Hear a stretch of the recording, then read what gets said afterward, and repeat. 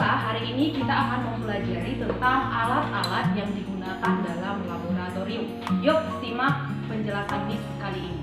Yang pertama ini dinamakan dengan gelas ukur. Ya, biasanya ini digunakan untuk mengukur larutan kimia. Ya, di sini ada 5 jenis ukuran yang kita akan bahas, yaitu ada yang ukuran 50 ml, ada yang 100 ml, ada yang 250 ml, ada yang 500 ml, kemudian ada yang 1000 ml.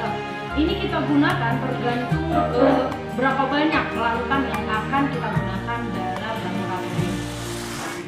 Kedua, ini dinamakan labu Erlenmeyer. Ya, ini biasanya digunakan bisa untuk mencampur larutan, yaitu larutan yang homogen atau yang sejenis.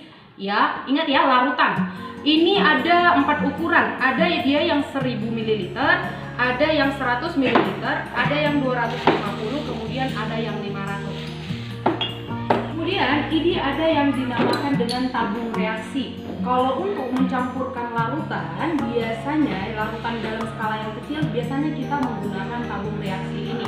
Ini biasanya diletakkan di dalam yang namanya rak tabung. Ini biasanya digunakan dalam reaksi. Selanjutnya ini dinamakan corong kaca.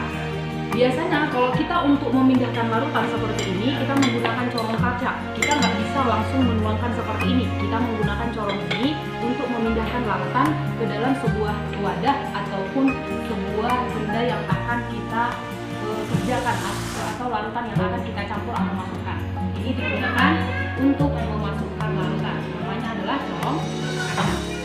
Ya, di dalam lab biasanya kita itu ada yang untuk menggiling media yang akan kita gunakan, ya. Di sini di dalam lab yang untuk menggiling itu digunakan lumpang atau alu. Ya, biasanya digosok seperti ini untuk menghaluskan atau membuat gula pasir menjadi lebih halus di dalam lab, ya. Mau apapun itu, mau obat-obatan juga bisa. Selanjutnya ini dinamakan dengan bak parafin. Ya, bak parafin ini biasanya digunakan untuk membedah. Biasanya kalau dalam lab-lab di universitas ini digunakan membedah seperti katak, burung, kemudian siput. Ya, kemudian itu ada alat yang digunakan dalam bedah. Dia ada seperti ini alatnya.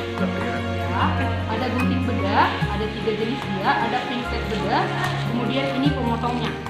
Ya, ini pemotongnya. Inilah alat-alat yang digunakan dalam bedah di dalam lab. Ada bak parafin, kemudian ada alat bedah. Ada yang dinamakan kaki 3. Kalau ini biasanya digunakan untuk dalam proses pembakaran dalam laboratorium. Miss contohkan ya, seperti ini dia. Ya, jika ini dinaikkan, kemudian alat bakarnya itu dinamakan dengan spiritus.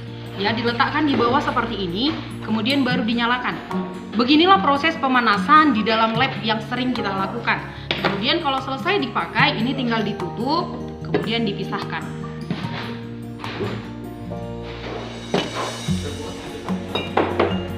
Di dalam laboratorium, kita proses pembakarannya bukan cuma menggunakan gelas kimia, tapi juga kadang menggunakan tabung reaksi. Ya, tidak mungkin kita dalam proses pemanasan seperti ini kita pegang, nanti panasnya sampai ke ujung jari kita, takutnya kita kepanasan. Sehingga ini ada namanya alat di lab namanya penjepit tabung. Ya, cara penggunaannya seperti ini. Ya, dijepit seperti ini lalu dibakar. Ya, seperti ini. Seperti itu. Inilah yang dinamakan dengan penjepit tabung. Kemudian ada yang dinamakan dengan pipet tetes. Ini biasanya untuk menambahkan larutan berdasarkan ukuran tetesannya aja. Contohnya nanti kita ambil larutannya, baru kita teteskan sedikit demi sedikit atau setetes demi setetes ke dalam tabung reaksi maupun gelas kimia. Di sini Miss punya alat ukur untuk suhu. Ya, suhu badan. Ini ada termometer badan ya. Biasanya kalau anak-anak sering menggunakan ini kalau dia demam untuk mengukur suhunya. Kemudian kalau yang untuk larutan-larutan itu ada termometernya sendiri yang bentuknya seperti ini. Ya, ini untuk mengukur suhu dari sebuah larutan. Ya, sebut aja termometer lab. Kemudian selanjutnya itu ada yang dinamakan kaca pembesar. Ya, kaca pembesar ini untuk melihat benda-benda yang kecil. Kemudian selanjutnya itu ada stopwatch. Ya, untuk mengukur waktu di dalam lab lebih optimalnya atau lebih baiknya kita menggunakan yang namanya stopwatch daripada jam tangan. Itu ada tensimeter. Ya, kalau tensimeter rasa semua anak anatomi sudah lebih paham apa gunanya. Itu untuk mengukur tekanan darah. Ya, bentuknya seperti ini. Oke, selanjutnya itu ada namanya preparat. Ya, preparat biologi bentuknya seperti ini. Ya, ini seperti kita lihat ini ada preparat batang dikotil. Ya, ada yang monokotil. Ini ada banyak preparatnya. Biasanya ini preparat ini digunakan untuk diamatin di bawah mikroskop agar tampak lebih jelas. Biasanya ini diirisnya menggunakan pisau yang memang untuk memotong benda-benda untuk dilihat lebih besar. Ya, seperti itu. Biasanya preparat ini akan diletakkan di namanya mikroskop. Ya, di mikroskop. Nanti preparat ini kita letakkan di meja objek seperti ini. Ya, seperti ini.